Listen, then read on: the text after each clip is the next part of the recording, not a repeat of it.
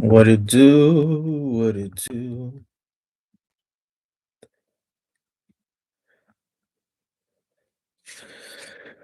Let's people get up in here real quick, real quick, real quick.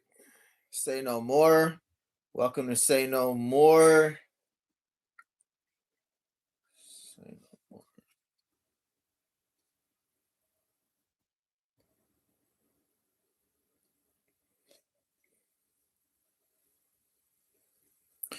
I'm gonna let some more people get up in the chat real quick. I am live and direct. We are not playing tonight. We got to talk about 2026. I put a lot of time into this too.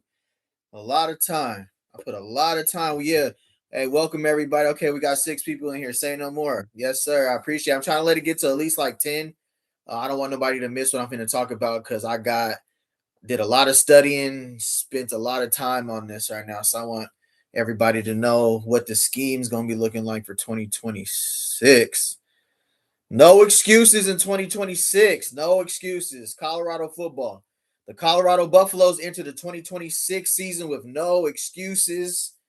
That was all done last season. Let's get it right. Because we have the ability to get it right. I'm not saying like we have to. New breed, what up? We just picked up a running back from Alabama. Say no more. Yes, sir. Come on. Running back. That's probably why Simeon hit the portal. I ain't gonna lie. Richard Young. Yeah, I remember he was visiting in Boulder too. Say no more. Man, we ain't playing. We stacking. All right, we got 10 people in here. That's enough for me. Let's get started. I don't want to waste y'all time. Just to the wrong screen. I don't want to waste y'all time tonight. I know it's a Saturday night. Somebody probably got plans later. So boom. All right, so the Colorado Buffaloes enter the 2026 season with no excuses. The season is no longer about portal hype, brand power, flashy talent. It's about X's and O's versus the Jimmys and Joes, bro. We got to get it right schematically. Last season, they had a lot of head scratching moments on the coaching, like everything. So we about to cover what we can do to get it right for 2026. Coach Prime has assembled an NFL loaded coaching staff, and that comes with motivational from it. People who've been there, done that, gold jackets, all of that in the room. Now it's time to put all of that together for 2026. The responsibility is on the staff to out scheme and out develop. Y'all agree with me? If y'all agree with me, put 100 in the chat. What's good, y'all? Yeah, that's probably Rice bounced. Richard, keep getting richer. Yes, sir. Just put some celebrations right there. Yes, sir. We about to have a good live tonight. We about to talk about what we got to do to get it right on the coaching side tonight. I know I do a lot of videos on the players, but we got to hold the coaching staff accountable. And I feel like the moves they're making, we're headed in the right direction. So we're going to go over some schemes tonight. I spent a lot of time on this, so if we can get some thumbs up in there, that'll really help this video in the algorithm. If you guys want to join my memberships, it's just support. It's up to you guys, but I'll do membership only chats. We'll do some just us type stuff, but it is what it is right now. Let's get back to it. So the Coach Prime standard and accountability. Deion Coach Prime Sanders is a Pro Football Hall of Famer and the greatest cornerback of all time. It's a period at the end. I know Asante Samuel was saying, Asante Samuel, stop it, bro. Quit, stop. 2 Super Bowls, 14-year NFL career, championship pedigree. He knows what it takes to be a champion. Coach Prime has made it clear winning in 2026 must come from preparation, accountability, and coaching execution. I love how he came out and took accountability on that. He really came out and said, that's on me. If everybody remember last season, Coach Prime was like, that's on me. I really, you can appreciate a head coach that says, that one's on me. I got that. They still ain't done. Marty Smitty was good. We still ain't done. That's facts. We still ain't done. We only getting better. Now, the biggest addition, as you guys can see, was probably Brendan Marion because of what we went through last year with Pat Shurmur, the quarterback carousel.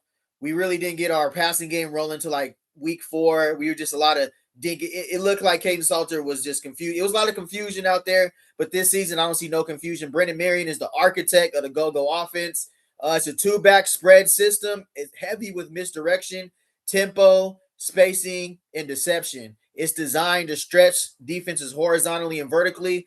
And one of the main things you do in the passing game is he looks to get that one-on-one coverage, bro. He wants to isolate somebody on an island and pick on them. They still ain't done. This team is stacked. That's a fact. This team is stacked. Let's put the scheme together. Let's put the coaching together. Let's get some team camaraderie together, and let's go out there and put belt. We got all the pieces now. We got everything. Jordan Season's gone, cool. We lost Miller, we understand, but now we got a season to play. All the dominoes have fell where they're supposed to fall. Now it's time to go crazy. Go offense results. So if Marion at UNLV in 23, his offense was ranked first and second in the Mountain West in scoring. So he had a historic upset Howard over UNLV as a 45-point underdog. His philosophy is speed, unpredictability, multiple formations, right? So he went 7-5 at Sacramento State last season. The 5 losses he did, the offense did look stagnated a little bit. So I'm not going to sit here and say the go-go offense is unstoppable and there's no way to stop it, because there is. He went 7-5. But you also take that transition to Power 4 school, and you have better talent, better offensive linemen, better quarterback, better coaching staff around you. Marion can get ideas from other people on the staff too. He has a good brain there, but he has better pieces to fit his scheme next season. So this team is stacked. If you got any questions, drop them in the chat, because I'm gonna be rolling through this right here. So Robert Livingston in that defense last season, we couldn't stop a feather from falling out the sky when it came to run defense last year. It was horrible, bro. Former Cincinnati Bengals assistant coach. He comes with an NFL-based defensive philosophy, players over the scheme. And I feel like this season, you see what we just did on the defensive line at linebacker, cornerback, safety. We built the entire roster. So I'm pretty sure, almost 99% sure, Robert Livingston had eyesight over who he wanted, players he will fit his players over scheme for 2026. Say no more. All right, we got 13 people in here. Let's keep it rolling. So build the scheme around strengths, not weaknesses. So the defensive line is something that we're going to have to focus on, and what we addressed in the portal. Livingston's defensive turnaround. Colorado defense transformed from liability to strength with what we got in the portal. We haven't seen it be put to test yet, but in 2023, we led the Big 12 in sacks with 33. Last season, I don't even know, we might have hit 12 or 11 sacks, maybe. We weren't getting after the quarterback that you need. Corners can't be out there covering for 6, 7, 8 seconds, bro. We need some pressure on the quarterback. That forces them to make erratical throws, and then that's when our corners get picks, our linebackers get picks. But if your quarterback is just sitting back there doing whatever he wants, and then he's able to escape the pocket and just, that's not a good defensive scheme. NFL-style adjustments every week. Big 12 offenses forced to react, not dictate. Yeah, so they have to react with our defensive stunts and twists, our blitz packages that we're bringing, corner blitzes, nickel blitzes, confusion. We got to bring that into 2026 for Rob Livingston's defense. How y'all feel about that? How y'all feel about the offense? How y'all feel about Livingston's defense? Let me know something in the chat. How you guys feel about that? I'm going kind of fast here. Let me slow down a little bit. How y'all feel? If not, I'm going to keep it lit. Bet. If you guys got something to say, drop it in the chat. I'll get back to that.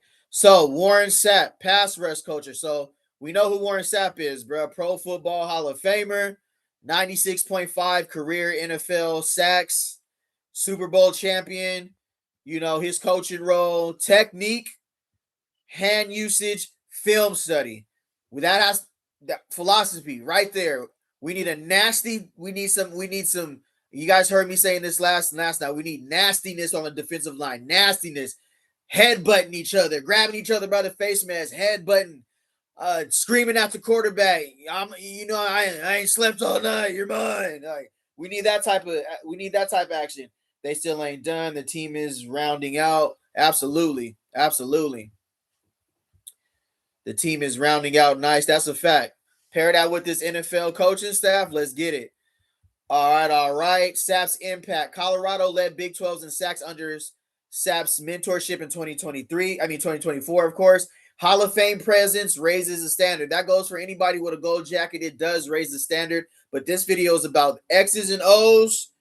We got to get the schemes right. We got to get the personnel right.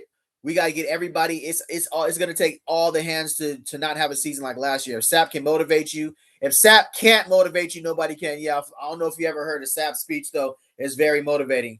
Defensive line expected to dominate the trenches, something we didn't do last season. Flat out, point blank. On this channel, I don't hold my tongue, bro. I say what I seen, and it is what it is. Like, They know what we all seen what we seen, bro. So I don't have to hold my tongue about what we seen. The defensive line, trash last season. Trash. They were trash, bro. No disrespect to those young men, trash. We had some bright, we had some returners that could have, we had some shining spots on there, but as a unit, trash. All right, now to Kevin Mathis. How'd y'all feel about the D line last year? Cool.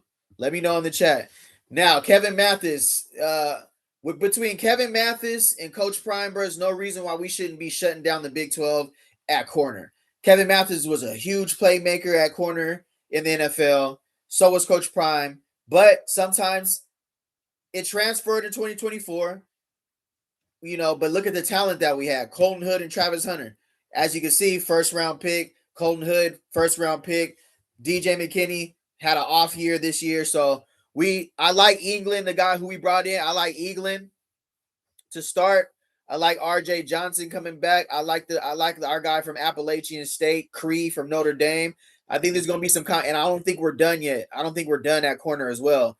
Play for the Cowboys, Saints, Falcons, promoted to defensive passing game coordinator. Emphasis technique. The Colorado DB expectations. Coach Prime plus Kevin Mathis should be elite DB coaching, bro. It should be the cornerback university, bro. For every corner, every Power 4 corner should be wanting to leave their school to come to Colorado to learn under the greatest corner of all time. I mean, that's what the pitch is. It should be. We should expect in 2026 takeaways, lockdown coverage. We got to get back to being swaggy and disciplined. Too many times I've seen us walking back to the sideline after just getting head topped or burnt, bro, in 2026. So I'm over that. I mean, in 2025, I'm over that. I don't know about how you guys feel. I'm over that. We got to get back to sound technique. What are we teaching? You know what I mean? D3 minus Shermer. I was okay with the coaches. I think last year was due to talent and prime sick in spring. Most of 2025 coaches were same. And 2024, I think it was a talent. Absolutely. Yeah, we are fit. Yeah, we got to have everything rolling together. One oiled machine. All hands, everybody looking in the same direction on the same page. I agree. It was bad last year. New breed. I think they're still waiting for their safety coach. Absolutely right. Yeah, absolutely. Waiting, meaning waiting for the playoffs to be over. Yeah, we're going out. Of course, Coach Prime has been heavily recruiting old boy from Indiana, but you never know. I mean, some people are not happy with their even being in the national championship. There's still going to be guys who hit the portal. So yeah, we should have some late additions. And yesterday was just you had to have your name entered into the portal. So kids are still going to be taking visits. They got multiple kids have multiple offers of different schools right now. So yeah, if you're in the portal right now, you have up until like when the semester starts for schools. Certain schools need you at a certain date for when the semester starts.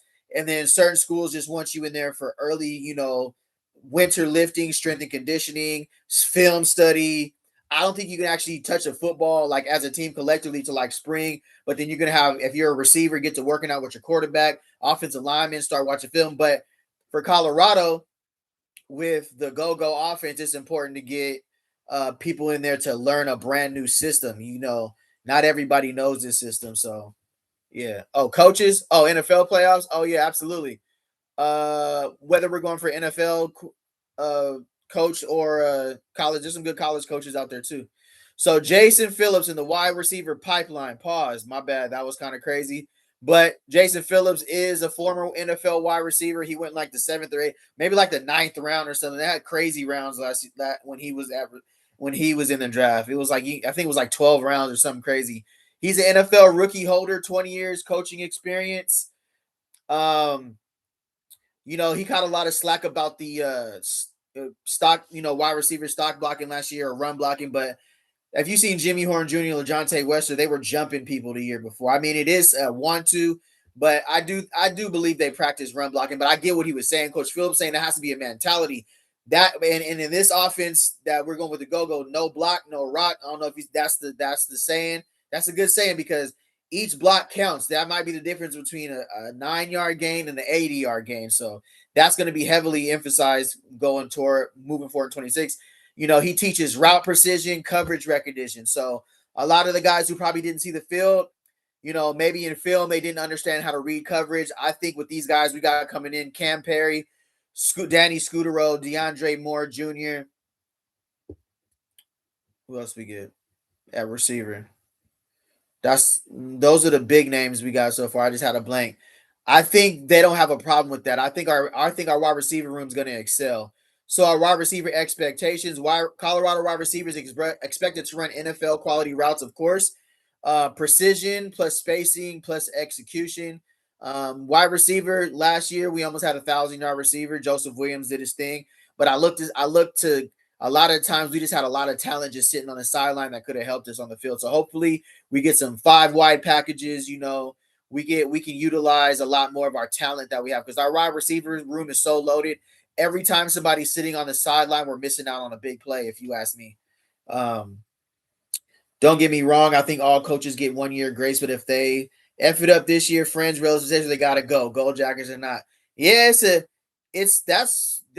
that's for Colorado because again, they went 2022, they went 1-11. They were garbage dumpster in the Pac-12. They were horrible. So and the selling out the games and everything. I know Boulder, they say, oh, we were still selling out. When Coach Prime got there, we seen ticket sales, all the numbers, the TV ratings, everything went through. This is still a business. This is college football. But in 4 years, what Coach Prime has been able to do financially for that university, the amount of revenue he's created for the city, jobs, vendors, jersey sales, hotels, everybody flying in. He's brought money to Boulder, bro. So, and he got a 5-year contract, but this year is very important as far as like winning because if you win, there's more money. We get playoff money, we get TV ratings. But if we lose, and it's okay to say if we lose because of the season we just had, that's why we're all following.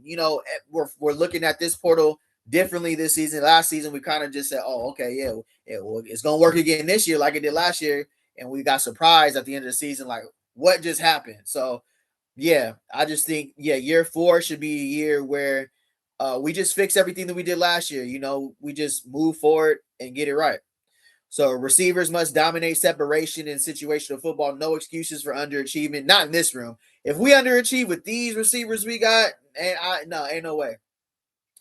Final message, bro. X's and O's win. So you can have a coach. People do this for a living. So hiring Brendan Marion, he's one of those guys who eat, sleep, breathe football. I'm talking about, ooh, this play. You see how the lineman's feet were? Okay, he's giving away run pass. Okay, you see when the lineman's toes, when his fingers are this way, it's run. When it's this way, it's pass. Each player gets a packet. Each player knows what the person they're going with. We needed, not saying we didn't have those guys, but I know that's what Brendan Marion brings as far as like his football savant. And as well the other dedicated staff on this team as well. So 2026 is about out coaching opponents, weekly adjustments, development over the hype. With this staff, Colorado must contend for a Big 12 staff. We're not talking about players. We're talking about the talented staff that we have right now. With everybody we've been able to put together, we should be contending for a Big 12 with our staff alone, just with the pedigree. We should be able to, with the knowledge that we have in the room. But there's some great, great coaches in the Big 12. I ain't gonna lie. Arizona State has a great coach. BYU has an amazing coach. No more talk, no more excuses. This year, the coaching staff proves the system works.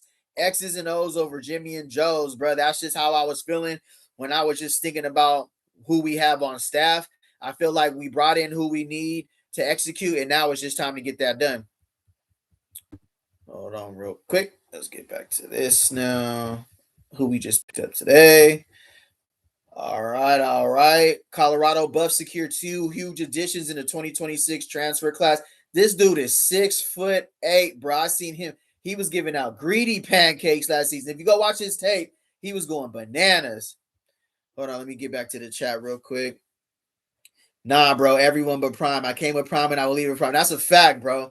Don't get it twisted. That is my favorite athlete of all time behind Allen Iverson, of course. But Coach Prime changed football for me, bro. Like, I remember sitting in the living room watching him, but I got to keep it real with him too, though. Like, I'm not, that's if you play sports, bro, you got to be able to withstand criticism too. You got to be able to have constructive criticism.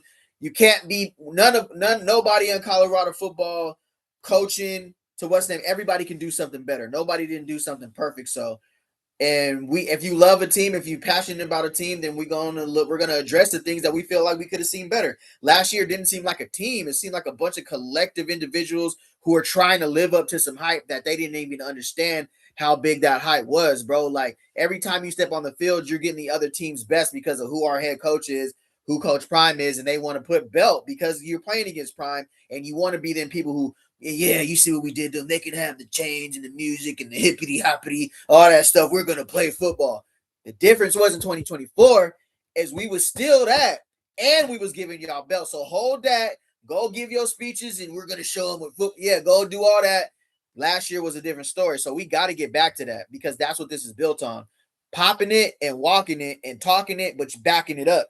We can't popping it and getting belt ain't gonna work in 2026. It just ain't. I'm sorry. It was hard for me to even finish some games last season. New breed, wide receivers. Okay. No, DeAndre Moore, Hakeem Williams, Taggart, Bardarn, Xavier McDonald, Joseph Williams, Cornell F. Christian Ward, Carson Westbrook. Yeah, you downloaded the depth chart you said you had the updated depth chart. Yeah, we deep at wide receiver. So they're building for the future too. A lot of these guys are seniors. We know how the portal is. We know some of these guys are not going to be there next year. So we're building. Brendan Marion, I honestly believe Coach Prime is literally setting him up, bro, to be his predecessor, bro. I think he fits the swag, he fits the mold. Coach Prime, there's whole lot going on. He got Carucci in the building now. He got some other business to attend to. He fits more of a like just the face of getting people, but the X's and O's guy, I think Brendan Marion's gonna be taking over in 2 years or less. I think Coach Prime gonna be out here. Leon, we got a block bully, 375 pounds. We need him. His name is Samu Tamanepi from Oregon. Uso. See, that's the thing about Brendan Marion. He knows about the Polynesian race, bro. Football, food, fight, Us. If you play football, you need a couple of Usos on your team because they're going to be front line for you. Touch that quarterback if you want to, bro. Start a team fight if you want to with an Uso on your team. Fiatellis, Lalalelis, anything you hear with a Fiatelli, Lalaleli, belt. They come belt, punishment, bro. Like, so Polynesians, yeah, Samoan pipeline. Thank you. Yeah. Brendan Marion knows what Usos bring to a team, bro. They're just naturally huge individuals. Pause. They're just huge individuals, bro. They're just naturally built for football. They're a warrior race, bro. We need how many Polys do we have on the team last year?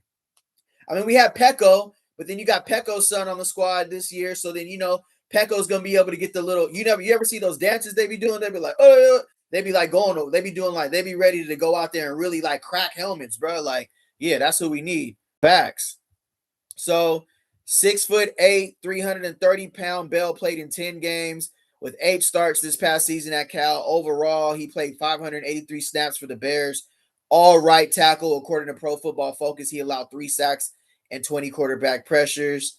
Let's see. Bell began his career with 2 seasons at Kilgore Community College. We got another guy out of the community college today too. I played with. Okay, so let me give y'all history. Let me give y'all some history real quick. 2005, I played at Chabot Community College with Stevie Johnson, who played for the Buffalo Bills. So if y'all know anybody in here remember who Stevie Johnson is for the Buffalo Bills? So in 2005, I played wide receiver alongside Stevie Johnson, and I played against Julian Edelman when he was at the College of San Mateo. He played quarterback, went for 200 yards on us, bro. So that's a little bit of my background, bro.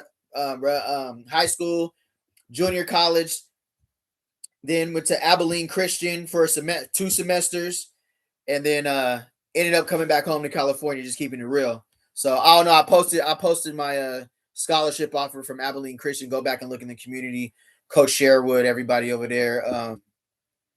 But yeah, so there's great. I appreciate it. Yeah, so I played with Stevie Johnson, and I thought I was good until I got and seen what an NFL wide receiver looked like. And I'm talking about in community college, nobody could guard Stevie Johnson, bro. Then you see he went to Kentucky, and then he was a dude who lifted up his shirt and said, "Why so serious?" when he played the Bengals, when he played against and then I played against Julian Edelman when he was at San Mateo Junior College.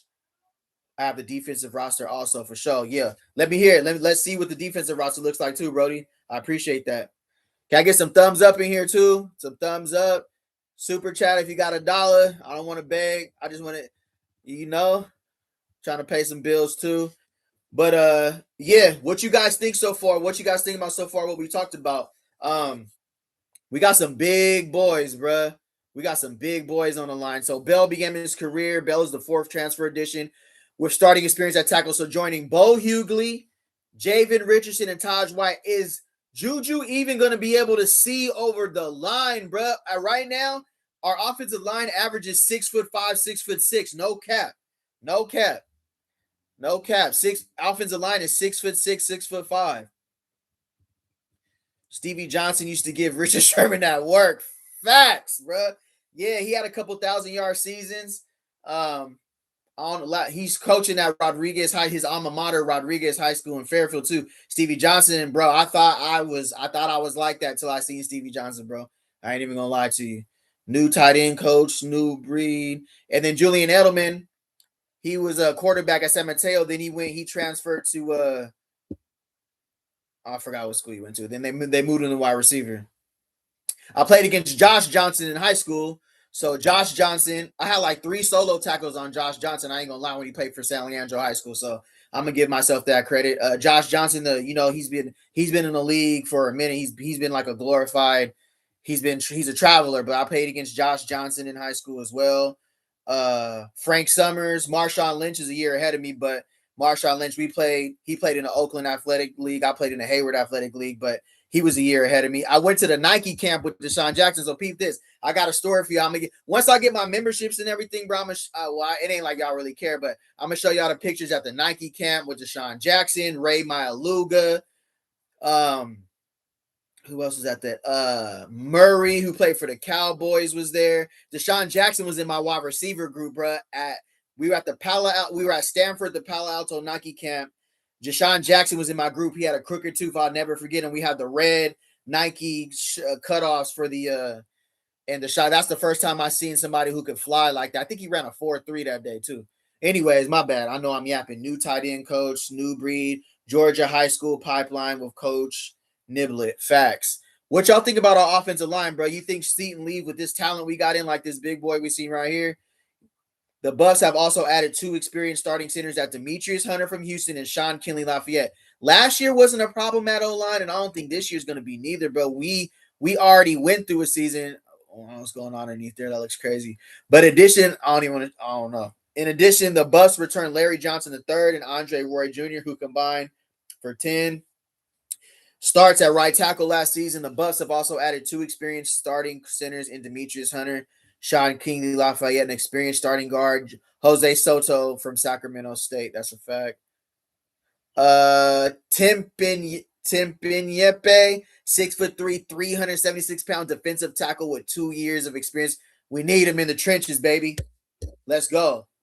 The past season, he played 27 snaps for Baylor, recorded 2 tackles in a pass breakup. He played his first season at Texas A&M. Good. We got some SEC experience. Redshirting in 2023 and appearing in 3 games overall. He had 6 tackles and 20 snaps in 2024. Tanupe is, I see my Samoan friend. They don't even, you got to be cool how you talk to them too, bro. Because I see my Samoan friend who was on the team cussed out our coach at JC in front of the whole team. It was crazy. JC can't come back unless he takes a massive pay cut. Is there a possibility he comes back? Is there a possibility they did all this for the views? This is huge numbers. Everybody's channels gets ran up, Oh, I said everything I want to talk to you about. I watched a lot of channels. I was watching the Pregame Network yesterday, Big Dog Chico, but then I was watching Matt Macheski, bro. Him and Neely got me rolling, bro. Every time I watch their channel, they going back and forth, saying something about each other, bro. That'd be crazy. People are sleeping on Yo-Yo, bro. Yo-Yo got skills right now. Yeah, Yo-Yo swaggy. Tamanipe just needs to be an immovable rock so the linebackers can eat. Yeah, we need to command a double team. That's a fact. We need to command a double team in the middle. That's something that Matt Macheski talks about a lot. A 3 technique, a fierce, nasty nose tackle that we need. And that's the truth. You can do a lot when you have somebody that you have the double team. You can run twists, stunts, blitzes, and then you pair that with cover 0, and then we got corners that can strap. We good to go. Typing just needs to be movable, rock. That's a fact. That's a fact. How y'all feel about our portal altogether, though, bro? How y'all feel about our portal altogether? How do we feel about the transfer portal all in all? Neely looks like a Fred Stanford, bro. That's tough. That's tough. I'm weak. That's crazy, bro.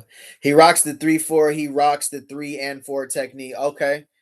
Yes, sir. Yes, and I support everybody, but it's hard for me to watch now because I'll be like, they ain't funking, they ain't funking, they ain't funking. I just want to hear about what we gonna do to fix last year, bro. Prime was eating and cooking. That's a fact. That's a fact. He locked in this year, bro. And I don't even know somebody who can go through that many, surgeries and bounce back how fast he did too. Like he was back less than a week after having surgery, bro. He was on campus. I think the group on paper right now is looking better than the 2024 Pro. Absolutely. I think it's the different set of eyes that we have, and it's the attention to fitting the right players. We have a whole year of film that showed what didn't go right and what went wrong, and we can learn from that. You got to, because we're still here. We ain't going nowhere. Only thing we looking for is we can pop it again, because I couldn't pop nothing last season. I was ready to call off a couple times last season because I was getting them texts like, oh yeah, can't wait to talk to you about that tomorrow. They were hungrier than the previous year. Yeah, and I feel like this is what happens. Everybody who was disgruntled with playing time, they either hit the portal or they were asked to leave, because the new guys coming in, you can't have anything from last season's. That messes up a team. Anybody, all you guys who played sports, you know how a couple cancers, a couple kids who ain't getting along with their position coaches, they ain't happy with their playing time. They become disgruntled, and then it brings the whole morale down from the team. You guys know how that goes, bro. I've been there before. I've been in the doghouse with a coach before. I've been in the doghouse where you're in the doghouse. So being in the doghouse, we ain't got nobody in the doghouse this year. They gone. They went to go find greener pastures. They are hungry this year. Box game 22. Neely was trying to say some dumb stuff with Prime online. Prime shut it down. Neely needs to. I didn't see that. What happened? What'd he say? What'd he say? Man, bro, yeah, it just be crazy. People be, yeah, it's crazy. Yeah, yeah.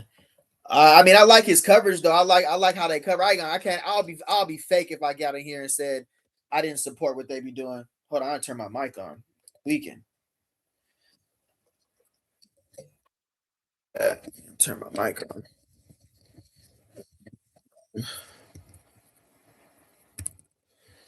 All right, yeah. Talking about people's paying stuff. Uh oh yeah. D2, yeah, it is what it is, man. Everybody has their different approach or whatever. Some things I'm gonna agree with people, and some things I'm gonna agree to disagree. I feel like that's cool. He was trying to say something about, oh, that's crazy. Yeah, we ain't got no room for that, especially in Boulder. You know where you at, Pop? Not up in Boulder. But I feel like everybody, just being supportive of everybody's channels. I feel like everybody brings their own unique experience. I feel like everybody, deals with things differently. You know what I mean? Everybody covers differently. Matt Macheski is more Colorado based. He's been there from the goods, the lows, the highs. He played for Colorado. That's dear to him. I feel like a lot of Colorado people who came over with Prime support his channel. They came over with Prime, so of course it's Prime over everything. They if Prime was at Colorado, he'd be at Colorado. If Prime leaves Colorado, they're leaving with him too. So there's different supporters, and of course there's people who talk bad about Prime. They gonna have his back. I'm right there. I support Prime all the way. But if something ain't right, if something's wrong, I'm not just gonna sit here and act like it's cool and act like it's good. It's my opinion, so I'm gonna just say my opinion. Regardless how you feel about it, we can have a discussion why I feel it is or why I feel it ain't. But you got to be able to have a discussion as a Colorado Buffalo fan too. You can't be censored. We can't say nothing because we're gonna offend somebody on Colorado. Somebody says sometimes they need to be offended because that was trash what you just did. That was trash. That was horrible. That was a bad call. That was a bad decision. That was a bad decision to put him out there. He wasn't ready. He got belt. It's okay to say that. It's football. You live and you learn. You move on. That's what it is. But if you can't say nothing, if we can't talk, what is this? We just got to sit back and whatever you say is gold. It wasn't gold. It was 3-8, 3-9, 1-8. We got to call it like it is. We got to call it how we see it. Agree to disagree. Like, look at my comments, bro. I got people who disagree with my facts all the time, and it's all good because I appreciate the feedback. You ain't got to agree with everything I say. I don't want you to agree with everything I say because everybody sees things differently. There's players last year that weren't happy, bro, with everything, and they left not for money. It's a fact. Everybody didn't leave for money, in my personal opinion. Some people ain't even getting no money in the portal. They just looking for a spot to play. They still in the portal right now. They just knew that fit wasn't fit for them.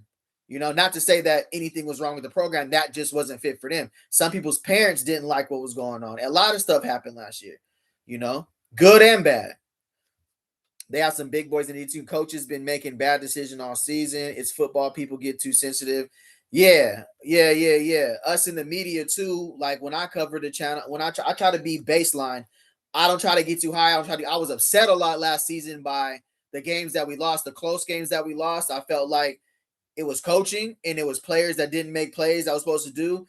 But then rotating the quarterbacks, I just didn't understand what we were doing last season. So I'm glad to see right now we got that under wraps, and I'm glad that you know, the person who I admire, Coach Prime, came and took accountability. That's what men do.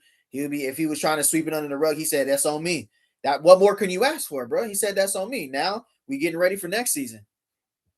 If he said that's on me, we ain't got nothing. That's the head, Now I am eager to see, like, Rick George is gone, so I want to see what he has to say and what his different philosophy is as well.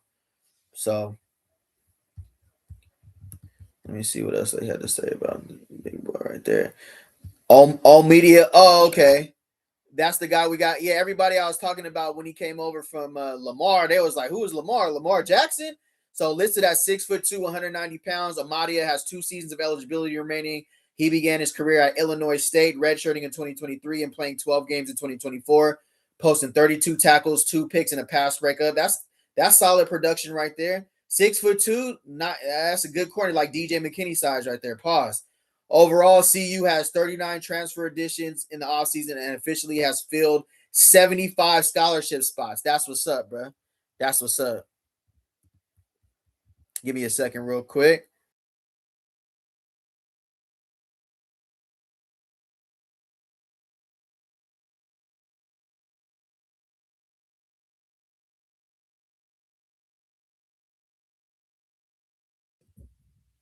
So far, he is backing Prime and Mary. I think tomorrow's team meeting.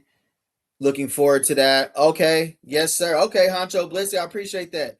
Keith, Unstall all of these get off my lawn, guys. Get sensitive when they get exposed. You can collect receipts from a 3-9 season because the transfer portal went okay. The AD. Yeah, okay, yeah. Okay, Lobo.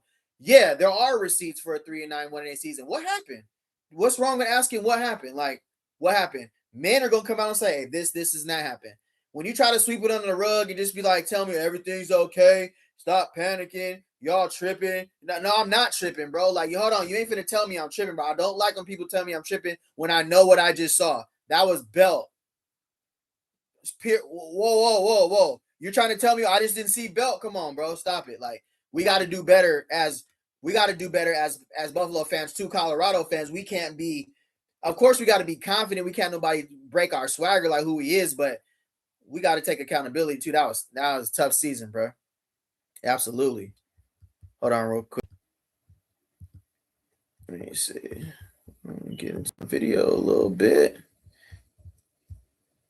I don't know if you guys watched my video. Have you guys seen the video I put out earlier talking about the coaching staff? Let me see. Do you think O-line and D-line coach too soft-spoken? I know Warren Sapp is. I know Sapp is one of those. I think Pecco has a different approach. I think they're missing Damian Lewis from last year. Damian Lewis was in their face, bro. He was talking to him like how you supposed to talk to a grown man that's playing defensive line. We got it. You ain't cutting it right now. I don't want to hear you're just getting beat. Straight up. It's not the scheme. It's you right now. So I think we need we need somebody like Damian Lewis. Pecco, I don't know how much, when I see him on the sidelines, Pecco wasn't as raw. Sapp is gonna keep Sapp. Ain't no telling with Sapp, bro. Sapp is all that. But I think Sapp likes defensive linemen who their play due to talking. I thought we was getting a safety coach. Yeah, we still got time right now. We still got time on that. A lot of the coaches get at it right after spring ball. Some get there right. I think Pecco got their win like right after spring, maybe right. Yeah. So Swayze everybody gets there at different seasons. People got to finish up some stuff, Pecco and Sapp, never that talking to me. Oh, okay. Yeah. All right. So I don't know if you guys see my video, but I'm going to play a little bit just to talk about what's going on with yes, D. Lou and Coach Yancey have the defensive line right in 2024. I missed the fade, bro. Where the fade at? Coach Dancy fade. That's why we lost last season. We didn't have a Dancy fade, bro. We didn't have a dancing fade. We are getting a safeties coach. I think they're on the Seahawks roster. Ooh, let's go. Put 100 in the chat. If you in here, can you get a thumbs up for me? A thumbs up for me. If you can, if not, say no more. It's all good. I'm going to play a little bit of my video right now. Let me see. Going into 2026, head coach Deion Sanders is about to prove him and his staff can out-scheme the other coaches in the Big 12 as well as outplay them. And if you know Coach Prime Deion Sanders, he likes to walk it, talk it. It's NFL over NIL. Yeah, and if the team plays half as good as Coach Prime was in the NFL, say no more. We about to have a great season. Now, the identity of Coach Prime and the identity of Colorado football has always been we got to walk it. You look good. You play good. You feel good. All that. The swagger is unmatched, bro. Come on now. This coach is Prime, baby. What we talking about here? But it looks crazy when we go out there and get belt. Yeah, I said it. As a fan, it's hard for me to go to work the next day when we was popping it during the week, and then we come out and get belt. So now, with the philosophy changes, with the transfer portal complete reset, would it be in year 4 under Coach Prime in an NFL? Hey, y'all cool with me playing this video? Let me know. If not, I'll stop it. It's all good. But I put a lot of time into this video. I ain't gonna lie. I'll be up so late making these videos, bro. But you know, hopefully y'all like it. Hopefully y'all enjoy it. I was really just trying to dive into the coaching staff, but I'm gonna play a little bit more. I'm gonna play a little bit more real quick. Heavy coaching staff. There is no excuses in 2025 after a collapse, and I mean none. We have the experience. We have the NFL experience. We have a new offensive coordinator. Led the college football nation in yards per catch, who made it to the NFL roster for the Miami Dolphins, who has his own system, the go-go system, who has been very successful, is even in Madden. I know. Come on, I'm working on that. There is no more excuses. We got to put belt in the coaching room the same. So, yeah, why I put that video right there is because I just started streaming live right now where it's just me, but a lot of the times I use like footage and everything. So for you not to get a copyright or anything, you have to have like it's for review or me, but I got to make a new video or just go live. But I just put this video in there. I know I put the same video because I honestly don't even be tripping like that. It's more so for the commentary. I just don't want to get flagged, to be real. That's why I just throw that video up there.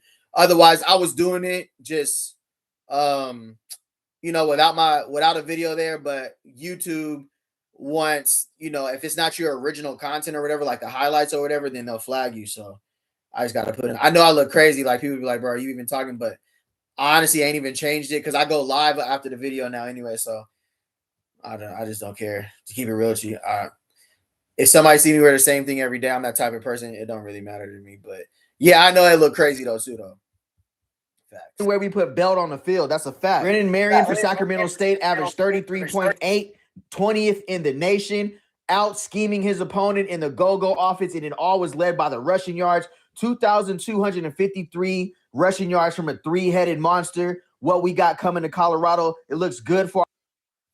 Yeah, so even when I talked about the receivers, right? Like I ain't gonna lie, I'm gonna hold myself accountable. When I first heard Brendan Marion was coming here, I was like, ooh, that's not looking good for the receivers because I watched him at Sacramento State and I know he runs the ball, controls the clock, and then when he has his opportunity, he takes advantage of the mismatches or whatever. So I was like, how is this gonna? And he liked the mobile quarterback, so I was like, this would have been perfect for Caden Salter. I was like, damn, Salter is 1 year too early. To be honest with you, I kind of felt bad, like, man, if this would be a perfect Caden Salter offense, but after seeing all the receivers coming in, he is gonna have to tweak it.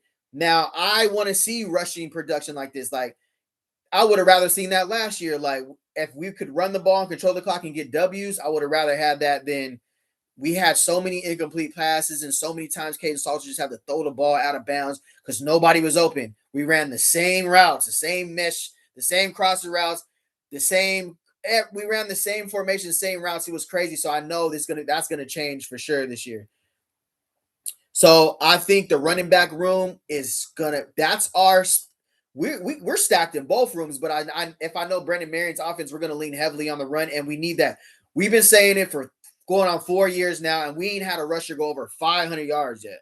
That's just the truth. So getting a running back to commit here in 2026, Brendan Marion was a big part of that because we haven't had a lot of production at running back as far as like a featured running back. They go with a rotational run. Michael Welch has kind of been like the steady constant the last 2 years.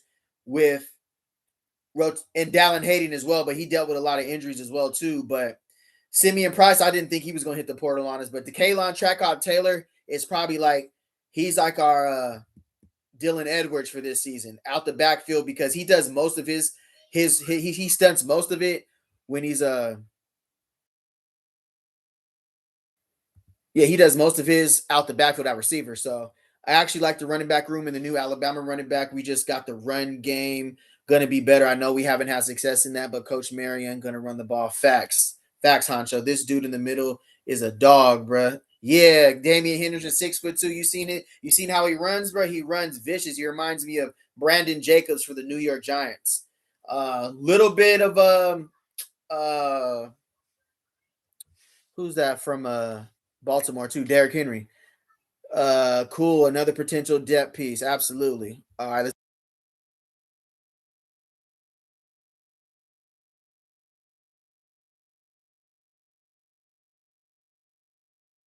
Number 3 in the nation, number 1 in the FCS in all college football. We're finally got the identity that we need in the Big 12 to be successful, the scheming, and we got Brendan Marion handling the transfer portal as well. His eyes, Coach Prime eyes.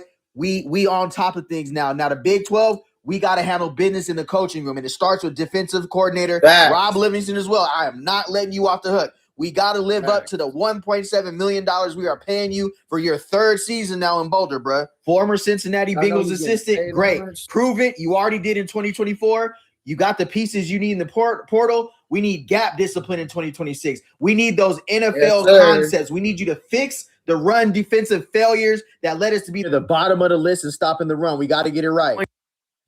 Hey, so what do you guys think was the problem with us stopping the run last season? Like, we brought in, old boy from SEC, Otis. I ain't gonna lie. When I seen him on paper, I was like, okay, SEC. Again, I was like, all right, I'm trusting what my eyes see in the portal. But I expected more from Amari McNeil because he has some good games in 2024. But what do you guys honestly think why we couldn't stop anything at running back? Like, I looked it up, bro. Like, Colorado was the worst. When the 4th quarter came, we gave up almost 6 or 7 yards per carry. It got worse. It got progressively worse for us. So brings me back to that Coach Swayze point. Was it because in the 4th quarter, we're supposed to be the most conditioned team? That's what Coach Swayze said, the most conditioned team. When other teams are having that 4th quarter fatigue, we're actually just getting started. We're playing like it's the 1st quarter, but the 4th quarter was when we got built. Like anything was working. Like they could run anything they want. So what you guys think was the issue was on the defensive line and how we're going to fix it in 2026? Linebackers coach also, we didn't even blitz too much, man. The DC needs to change. Yeah, I agree there for sure. Absolutely. Linebackers are bad as well. Yeah. Martavius French and Reginald Hughes started off the season, but Jeremiah Brown was so hungry, bro. I knew I feel like he could have got I think he could have led us in tackles if he would have started. Same thing with Sean Myers. I just felt like that was one of my quarrels last season was who's in charge of deciding who our starters were. And then the next season they're rolling with him. The next game they're rolling with again. So my thing is my thing about the philosophy about Myers should have started from the beginning of the year to be the general in defense. Facts, D3. Facts. Offense was so trash, couldn't play, keep away. The defense was always on the field. Another facts. Absolutely. Absolutely. Now, for me, with the this philosophy of if we don't see it in practice, what makes you think we're going to see it in the game, right? But for me, it was, okay, we just see it in the game, and then now they're starting again. So that, and I feel like that's what the players were also saying too. Like, imagine what Sean Myers was thinking, what Jeremiah Brown was thinking, some of Slaughter was thinking while he was sitting there watching Finisiv take a lot of bad angles, Stottmeyer. So imagine how the players are thinking. So like, that's all right. So we're going to go back to practice. They're going to do good. And the first team goes against the second team in practice. That's another thing. The first team offense goes against the second team defense. The first team defense goes against the second team offense. Am I right? Am I right on that? That's how Colorado runs practices, right? The starters go against the second team. The first team offense goes against the second team defense. The first team defense goes against the second team offense, correct? So how are you seeing? I mean, correct me if I'm wrong though, because I mean that's what I've seen. that the first team offense goes against. I mean, how much I know eventually you got to go first team offense versus first team defense or whatever, but I just didn't understand how week after week we kept putting the same people back out there. And we just seen what they did on the tape. What they came back, had a good week of practice, and then now they get to play again, and we got the same result. So I hope this season in 2026 we have a lot better like decision making on the depth chart. You guys agree with that or no? I said the same thing. DB coach no good. I told Prime to get Patrick Surtain Sr. as a DB coach. He got fired from Florida State. You seen what he did with his son. Come on now. That's a no-brainer. Chiefs, they don't watch film and they do not know how to scheme against dual threat quarterbacks. We knew what Haynes King was going to do 6 months before Haynes King did it. I can't believe they allowed Haynes King to run and throw for what he did at Georgia Tech. You had that much time to scheme for Haynes King, bro. Come on. And then when you really look at the plays they ran, it really wasn't different. That Georgia Tech said, stop us. Georgia Tech just said, stop Haynes King, and we couldn't. His coaching is horrible. I think the linebacker coach will help. He got D-line and DC experience. Absolutely. And I think they took last season and completely looked at it as accountability, where we fell short at defensively, because I don't care what kind of offense we have now. If we can't stop anybody in the Big 12, everybody got better. Everybody has added depth to them, and they have and some of them have more money to pay in the Big 12 too. So you see, we got the running back from Alabama, Young. Yes, sir, Rodney Freeman, absolutely. The only reason Coach Prime keep Coach Mathon and Coach Fields because he think they developed Travis. I don't know if we all seen Travis. That's a good point. Travis was him, and I think he was developing the DB coaches there. Facts. Like, there wasn't – I don't think they coached – let me give you an example. The way Travis ran zone coverage was like something I haven't seen in a long time. His intelligence was unmatched. The way – you seen it against Texas Tech, how he showed man, but he was in zone, came off and got that interception against TCU as a junior. That's elite. He did the same thing against UCLA. Showing zone coverage. He was playing in the flats. I don't know if it was cover two. And he is so athletic, bro. Jumped. It was a deep out route against UCLA, almost a corner route. Jumped the route like yeah, I don't know if Coach Mathis was teaching that. He could, but that looked like Travis was studying that film, bro. Like that, like film. Travis was a film. That's all he did. Study film. Come dog everybody at Colorado, and then go fishing. That was crazy. The only reason Coach Prime that's all they run is man coverage. I'm not gonna lie. For Jason Phillips, I think T.O. has earned his right to be on the roster as a wide receivers coach. And I also think that if then give T.O. a shot. I mean, T.O. helped build. T.O. was a big reason that Xavier Weaver and then was doing so well. He was around a lot in 2023. He was around a lot in 2024. So I think if they can give T.O. a job, bro, I think that will help him in life, but I think that will help our receivers for sure. Top 3 wide receiver of all time, hands down. That's all they run is man coverage. Honcho, facts. We also got another cornerback from Utah. Say no more. What up, bro? What up, Ewell663? Thank you for joining, bro. I appreciate you. Thank you. If you guys can hit a thumbs up in here, I appreciate it. Right now, just watching my video from earlier. Please, no more NFL to be coaches. Players don't relate to them. We need college experience. Yeah, that's a point. That's a good point about, does NFL just completely transition to college because you did it in the league? No. That's the main reason why I put this video out, was like X's and O's over Jimmy's and Joe's, like schemes, film study. Actually, you can have a gold jacket on you want, but that man over there just spent the last 2 days nonstop, the defensive coordinator, studying how your quarterback, when he opens up, have he patched the ball, is it going to be a throw, how your center and how he lines up, if it's going to be a runner pass. Like these are the type of minds. You got to get those insane football guys back into the room. I'm not saying they weren't there, but we got to get that type. Yeah, and NFL, sometimes they might rely as much as on like the players just to go out there and produce, compared to like college football coaches prepare the players for the game. That's their job, and they know they're trying to get to the next level. So when you bring somebody from a college level, like a smaller school, a SWAC coach, a Division 1A school, Division 2 school, they're trying to get to that Power 4 school. So they're handing out packets to each one of their positions. Hey, this player does this, go back and watch this play.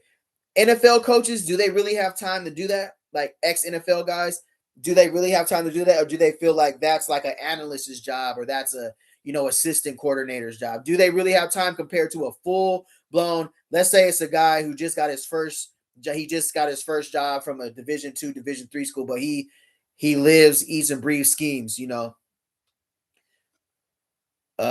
see how big of a change Coach Marion did in small amount of time because he has experience. Imagine if the whole coaching staff was changed. Yes, salute to Coach Prime for going to get him, And even right now, you hear the headlines, everybody's praising Marion almost more than Coach Prime. I know I've been giving a whole lot of love to Marion because I just know the football mind he is. But shout out to Coach Prime for going to get him too. Like, he's in the room because of Prime. Like, even when Prime just said, recently he hopped on and was like, I'm still I'm still running this, like, basically, allegedly. I ain't gonna say that, but there's a lot of Brendan Marion talk right now on the internet about what we're glad we got him there. But salute to Coach Prime for going to get him, recognizing what Pat Shurmur had last season. He had a lot of frustration with Shurmur.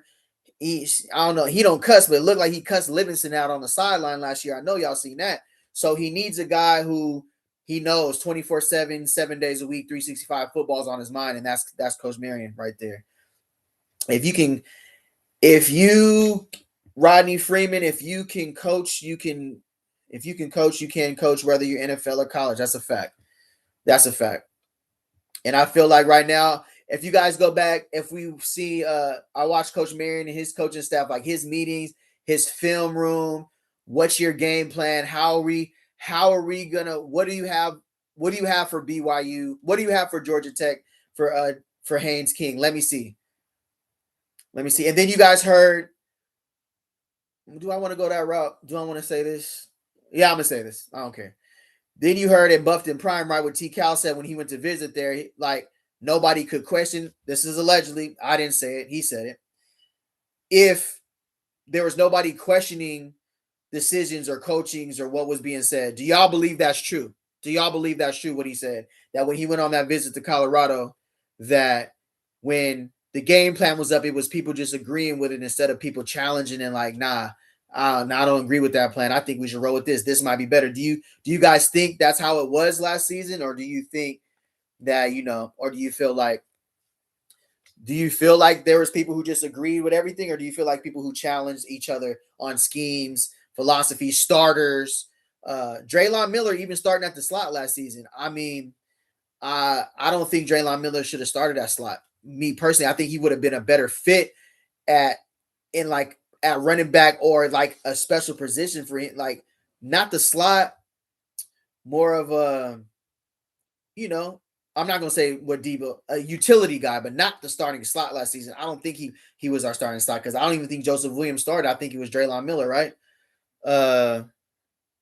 Yeah, I don't believe the NFL players don't make good coaches. Argument D3, that's a fact. Rodney Freeman, no. Box Game 22, hell yeah, they all coach Prime friends from high school, so it's a yes, man. Yeah, I'm just trying to get y'all opinion on that because I think that's important. And I feel like with the new coaching staff, and if you watch Marion, the way he runs his meetings, like they're allowed to challenge each other. Hey, hold on, show me what you wrote. Not saying that they didn't do that in Colorado. I just wanted to see what y'all thought about that because that was something that T Cal did bring up. He did talk about that, and I still watch the channel because dude knows what he's talking about. He's very smart at football, bro. That's why I say each channel is going to bring you differently. Like T. Cal knows his formations, he knows coverages, he knows blitz pickup. He helps a lot of people, a lot of college football kids.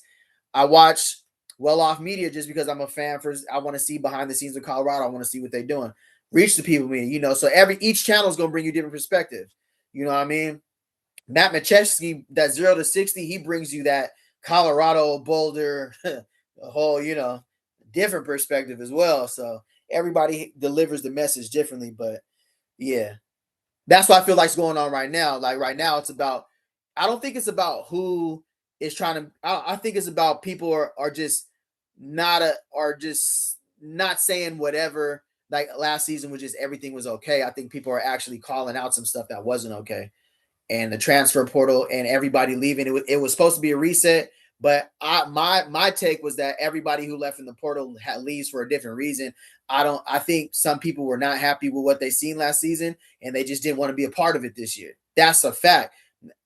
We can come out and be told everything was cool, but I know there's certain people who understand that there was that there was a lot that went on behind the scenes that we weren't privy to. But I feel like a lot of players just said, "I'm gone. Like I ain't even trying to deal with this," because 3-9, 1-8. First of all, that's a losing season, and then second of all, they might have felt like they weren't getting developed. I'm gonna say it. Some players might have felt like they weren't getting developed. Some players might have been talking to their parents about, "Man, I don't feel like," and that's okay. That's how that kid felt. You can't tell him how to feel. If we weren't there to know how each player felt, then we can't say, "No, that wasn't true. No, y'all, no, that wasn't it. That wasn't it. No, that wasn't it." Same thing when I said Jordan Seaton was getting looked at in the portal, and I was like, "Oh, they're gonna come after him." I seen how he was acting. I was like, "Yeah, he ain't with this," because I knew he came from his freshman season. He went from so much success to he shut it down on us, bro. He literally shut it down the last 3 games of the season. They were just like, "I'm cool," but I also made a point to where Coach Prime cares about the players so much. He might have been, and this is allegedly not. This is what I think. I think Coach Prime almost knew that they were shutting down, even saying, "Man, this ain't it, dog. Like, man, we ain't finna win. I don't want y'all to get hurt. Y'all got NFL careers to think about. Shut it down." Do y'all agree? Do y'all think Coach Prime could have said that? Do y'all think that because he always comes out as even redshirt and Julian Lewis, like he might have seen like, "Yeah, bro, like I'm sorry, I didn't surround y'all with the talent that y'all needed to win. Y'all got futures. I don't want to see you go out when we're 3 at the time. We're what 3-6. See, I don't want you going out there and getting hurt, rolling your ankle, and you miss the rest of the season." I think Coach Prime said that. I think he's that type of coach. I don't think there's something that happened that just blindsided him. So I don't think when McKinney and Seaton decided they have these injury tags all of a sudden, I don't think that Coach Prime didn't know what was going on. How y'all feel? Do y'all think he knew what happened last season? Do y'all feel like oh yeah, they're hurt, they're not going? Come on, bro. I don't see that happening. I think the DB coach doesn't know the correct personnel. T. Cal said Salter was a Heisman candidate. He was terrible. That's crazy. Yeah, bro. I mean, oh wow. Heisman candidate is crazy. JC and McKinney on the sidelines. My opinion, they were checked out. Prime knew, or at least had a feeling. Absolutely. Thank you, D3. For sure. Like I said, I made a post. That's like your kid saying, "Oh, I'm not going to school today because my stomach hurt," and you like, okay. Oh, the next day, "Oh, I can't go again. My stomach hurt. Oh, I can't." And then that's why I feel like me as a playing college football and just seeing like, oh yeah, I ain't gonna lie. There was times I was so into it with my position coach, my wide receiver coach. I just didn't even want to be around it. I was over it. I was checked out, but I was done with it. Everything wasn't working. Domino effect. We weren't winning. I wasn't getting along with my position coach. In the doghouse, all that's a factor, bro. That's a good point, bro. Good point, D3. A lot of players were asked to leave. Absolutely. A lot of players were asked to leave. They weren't good fits, but a lot of players were asked to leave because there was probably some players that were maybe more outspoken than some players are. That's just my opinion. Some players are outspoken. Some people were challenging football IQ. Some people were challenging, "Why are we doing this, bro? What's going on? Why are we running that scheme? It ain't working. Why are we rolling with him? Why is he still starting?" That happens in the locker room. So when that happens, you got to clear house. You got to I don't know, you want to call them naysayers or people who don't believe. I don't think it's that. I think it's people who seen what was going on and was like, "Nah, bro, this ain't it." So you got to get them out. You got to ask them players to leave because they're just not a good fit for the morale anymore. Because once I've been to it. I did not like coaches before, bro. Not everybody on that team liked each other. Not all players and coaches were holding hands, kumbaya. It might have seemed like that up front, but behind the scenes, a lot of players weren't happy. A lot of coaches weren't happy with the talent. Let's talk about that. A lot of coaches weren't happy with what we had, what they had to work with. A lot of coaches weren't happy with the talent they had to work with too. That's why I always say it was a collective. I don't think it was just people just bouncing because they want more money. Nah, they were just like, it just wasn't it. Caden Salter, that just threw me off, bro. Caden Salter for Heisman T-Cal, that's crazy. But I do think we underutilized Salter, though, too. He's a way better quarterback than what we saw. He had his turnovers. He did turn the ball over. He did throw 3 picks against TCU. That was crazy. But I feel like we could have did a lot more with him. Pause. Not really a TCal fan, but there's a few big time college football NFL channels saying he was going to be top 5 college football quarterback. We had our hopes on Kaden Salter.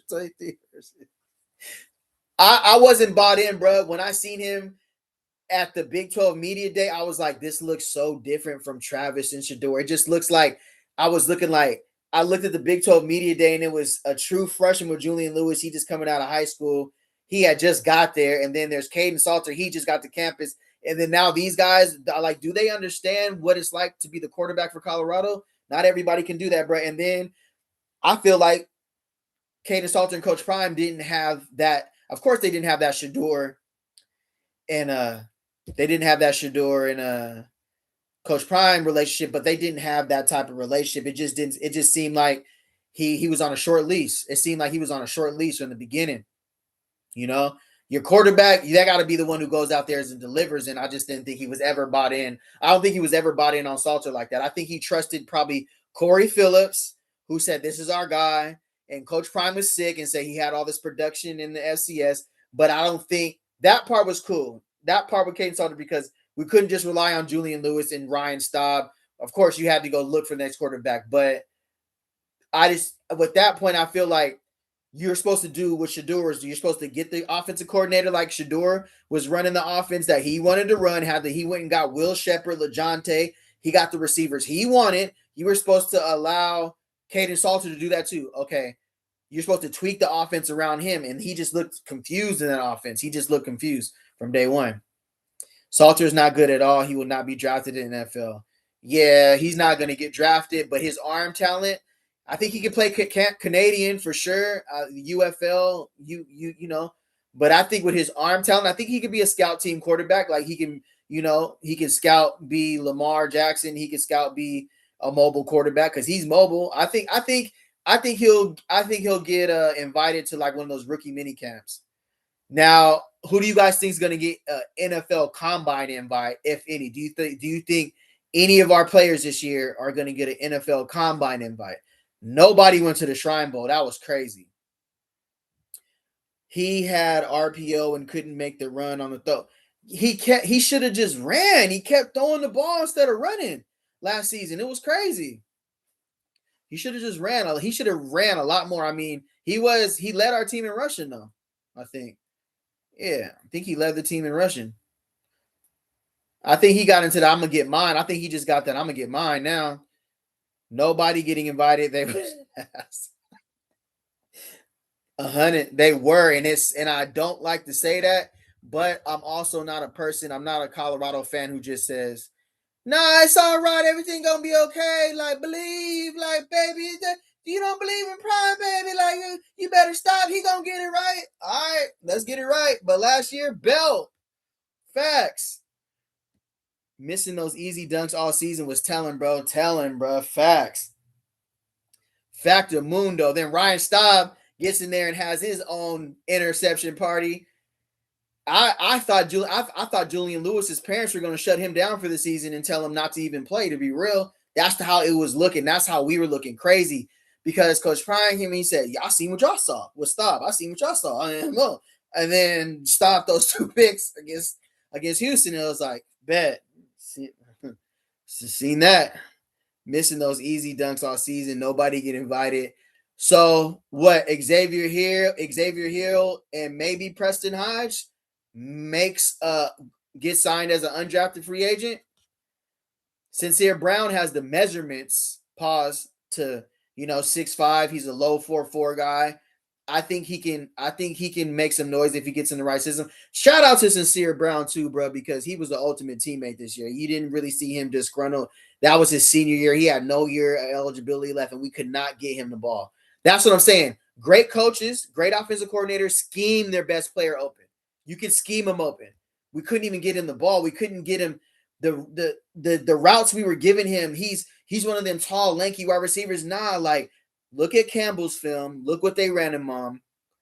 Get him the ball quick slant. Let him make the first guy miss and take him up the field. We didn't run none of that for him last season. He was just running streaks all day on the sideline, not getting the ball. It was crazy.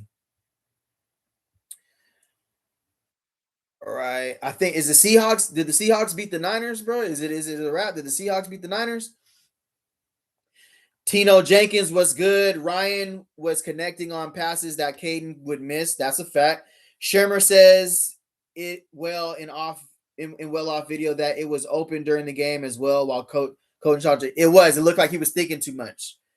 It looked like he was thinking too much. It looked like he was thinking too much, and I don't know. Was he watching his? Yeah, I think Shermer's. I think Staub was always the guy that Shermer would have rather roll with.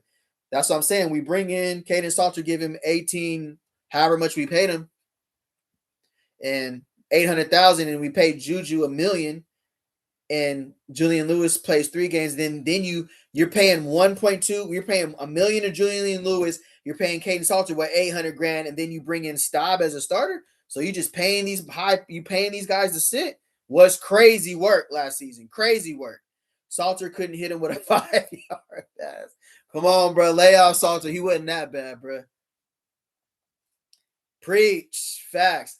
And Draylon Miller, too. So I think for Caden Salter, we could have used Mathis a lot more last season. We could have used, I don't know if Quentin Gibson was absolutely ready, but he needed a security blanket like a Scudero, like a Cam Perry this season that can get open faster. You got Joseph Williams, Omarion Miller, and Sincere Brown. They're all 6'2" and up. They're not quick in underneath zone, like beating cover 3, hooked. They didn't surround him to be successful either, if I'm thinking about it. But nah, he did. Yeah. Best of luck to Caden Salter moving forward, kid. Go try to be great somewhere. Had to play the freshmen so they wouldn't jump like all the others. That's a fact. And Juju was ready when he got in the game too. He got against Arizona, threw that pass to Omarion Miller. He was ready. Shout out to Julian Lewis, bro. When he got his opportunity, he was ready. He looked good. He didn't turn the ball over. That's one thing I liked about him. He didn't turn the ball over. He looked poised for a freshman. He didn't look rattled. When things weren't open, he threw the ball away. You could tell he's coached well as a quarterback. Like, he comes from a good lineage of coaching. He didn't turn the ball over. His escapability in the pocket was amazing. Had a great connection with Omarion Miller. I know it was tough to see him leaving the portal, but I think DeAndre Moore is going to be great for him. Joseph Williams, he already has that connection. And then getting to work with Scudero and Perry and Gibson, because I want Gibson because he's one of my favorite receivers on the team. I want to see Gibson actually, do his dance this year. Listen, man, Salters might make it to the USFL. Absolutely. Canada, USFL, he's a starter there. Hold on, let me slow down. He can make a roster there for sure. And I think I think his measurables, I think he's going to run in the 40, his arm strength.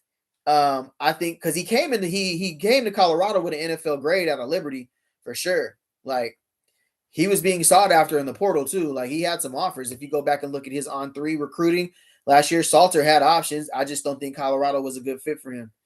It wasn't good. It wasn't a good fit for us neither. Now, Trackhawk was cooking.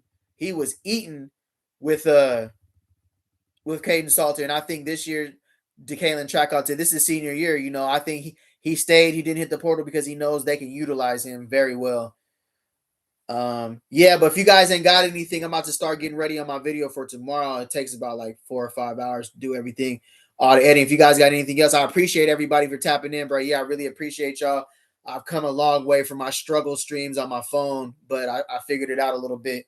So yeah, I appreciate y'all, bro. We're gonna be back on here. He definitely will make a little league team. That's crazy. Little league team is tough. He clowning. We clowning tonight. Okay, we clowning tonight. Bro, did y'all hear? I ain't trying to be messy, but did you hear what Matt Macheski said? He was gassing Nilly, bro. He said I ain't trying to be messy, bro. I shouldn't say that, but I was weak, bro. They was talking crazy about each other, bro. They was going back and forth. That was wicked. If they ever see each other on campus, bro, that's gonna be. I hope the cameras is out. He definitely would make a little league team for sure, for sure. I don't know why that had me laughing. I don't know why I wanted to talk about that though, but I did. But yeah, bro, I'm gonna tap back in tomorrow. I appreciate everybody. Say no more. Appreciate y'all, bro. I'm gonna get ready to drop some. I really appreciate everybody for tapping in too. Hopefully we can stay consistent, keep this going. I'm just getting started. I just made a year on YouTube. So I started YouTube January 6th. I got monetized January 1st. So if you're looking to start your channel, best thing I can tell you is just do it. Like, everybody in the chat who has knowledge about stuff and you're passionate about it, start the channel, bro. All you need is an email and your phone to start. That's it. And just to believe in yourself. And you're going to have views that are good. Like, bro, my most viewed video is 499K on the LeJohntay Wester video. I didn't even know people like LeJohntay Wester like that. That was just my favorite receiver. So when he came over, I was like, oh yeah, he liked that. Like, I like the way he plays. I like the way he pop it. I like the way I like that Florida mentality. Made a video on him. That was my first ever video. Actually, I'm gonna show y'all. I'm gonna show y'all my first videos, bro.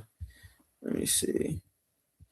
So I want y'all to see where I started, where I came from, bro. Like, am I sharing this? Can y'all see the screen? Hold on. Okay, yeah, y'all can see the screen. I just want to see. I want to show y'all how far I came, bro. So like, pause. That was crazy. But if you go to like all right, look, what was my oldest video? I started off with Prize Picks, so the struggle is real. I want to see how your YouTube how it starts. 52 views. So don't be discouraged when you first see this, bro, because don't nobody know you, so it's not gonna be Prize Picks. I just sent my Prize Pick affiliate into them too. They're gonna get back to me, so I could be getting. I don't want to put too much out there, but I sent my stuff out to FanDuel, all of them. I'm trying to get a sponsorship, so. If y'all got a hype button, if y'all can hype me up too, hype me up. But here, so first player I covered, LeJohntay Wester, right? 2.9K. I was like, okay. Then I went to Cam Newton. I tried a little bit of it all. I was covering Pete Carroll, Quentin Gibson, one of the first. I've been covering them, so I'm not a hype guy neither. Like high school, Shrine Bowl, LeJohntay cooking at the Shrine Bowl, like. Quentin Gibson, I loved him out of high school, bro. His numbers, 2 bands in high school, he was going crazy. And Shiloh was my favorite receiver, favorite safety last year. They did him dirty. He was better than a lot of them safeties who went from the 5th to 7th round. Look what they're doing right now in the NFL. Nathan, but he messed it up for himself. I ain't gonna lie. And then look at my most. How many people still here? Did y'all cut? All right, 16 people. All right. So then look at the most popular videos, bro. Like. 399K, almost 400K, 244K, 152K, 121K. So if you looking to start your channel, bro, if you passionate about something, like I'm passionate about football, number one, and then I love Colorado team because I love what Coach Prime stands for. I love what he's doing. I love it how he's proving everybody wrong. And these are some of my favorite players to watch in football. So, and then these are some of my more successful ones. Like when I said Seaton was going to hit the portal, or he was already in the portal. Those comments are crazy. Go look at this video's comments. I stayed up for 3 days straight, with people who were getting at me, talking to me crazy. Like, he ain't going nowhere. You're the type of person you're the reason why. All right, bet. And then, yeah, when you go to videos, right? And then you just go to where I started, right? Thumbnails are struggle. Look at these thumbnails, bro. Struggle. Jello Ball when Tweaker came out, then it was the hottest thing in the streets. I like Gil's Arena. Y'all watch Gil's Arena. But this is how fast you can go viral, bro. Let me see how many people still in here. 13 people in here, right? This was my 1, 2, 3, 4, 5th video I hit for 26K on a Shiloh Sanders video. And it's been up since then. I was like, okay, I could do this, right? My thumbnails are still struggle. You see my thumbnails are still struggle, but you get better. You get better with time, right? You get better with time. So you can have 26K views. You can have 37 views. You can have 6 views. It's all going to be up and down on YouTube, bro. And then you'll start picking up, Jackson Dart, outside of Shador. Jackson Dart was my favorite quarterback in college football last year. He was like that, bro. And he was running over linebackers. He was standing on business, and I like what he's doing in New York. I just wish Shador would have got that spot. But hopefully, Jalen Milroe, so just saying all that to say, like, just start, bro. If you're looking to start a channel, just start. And then if you see lately, my traction's picked up, bro. Like now I'm not getting less than 1,000 on a video now. And this is just hard work. Get your thumbnails right. Be passionate about what you're talking about. and then you start seeing like, my numbers start going up. Now I'm monetizing. Then, there's gonna be a dunker in there, a 9 views, 645 views, 855. You're gonna have a slow time about it too, but just stay consistent. So then you'll get 800, 1.2, then you'll get one for 4.2K, then you'll go back to 800, and then you get a couple 800s. But the thing about YouTube is that your numbers stack while a video can go viral from back then. He definitely make a league. What video with Matt? Oh, Matt, yeah. On 0 to 60, he was talking crazy. Where can I see the videos of Matt tweaking on 0 to 60, bro? Go back to look at the last live he just did. He was talking crazy. But yeah, I'm gonna end the stream right there, bro. Listen, if you want to start your videos, just start it, bro. Don't let nothing, just start it. Start it. That's all I can say is just start it and then go from there. I'll support you. If you start a channel, I'll definitely subscribe to your channel just how you subscribe to mine. There's plenty of room out here. And listen, this media space right here, this YouTube, this Twitch, this streaming, like this right here is the wave. So don't miss the wave, brother. You ain't got to be an athlete no more to make money. You ain't got to be 6'8" and can dunk. You can sit right here and just talk about something you're passionate about. Find other people who you connect with, who are passionate about what you want. Not everybody's going to agree with you. Some people are going to give you a thumbs down. Some people are going to give you a thumbs up. But like Bernie Mac said, you know what he said? You know what I mean? They don't like you. All right, y'all. I'm out. Yo, video is going to skyrocket once you start reacting to offseason on Well Off. Your video is going to skyrocket once you start. Okay. All right. Yeah, I'm going to do that, bro. I'm going to react. I haven't done no reaction videos. That'll go crazy. I appreciate that. I'm going to do that. Appreciate it. All right, y'all. I'm about to end the stream. Gone.